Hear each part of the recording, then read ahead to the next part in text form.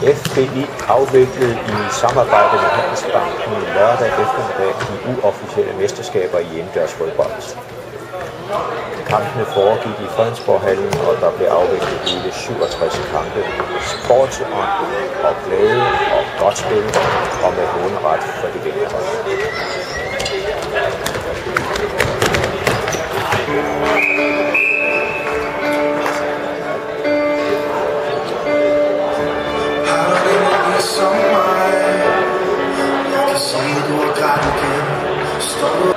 Årets vinder blev Anno 92 i øvrigt for andet år i træk.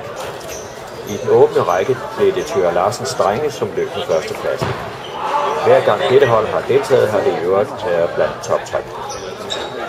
I mixrækken, som skal være med mindst en dame på banen, blev det JF Lillebrand, som blev topplaceret.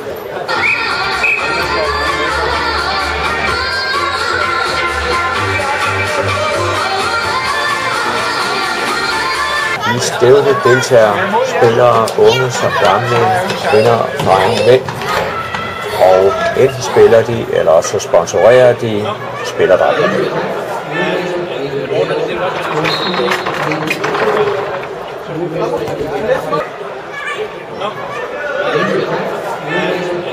Der er fest, der er farver, der er spil, og der er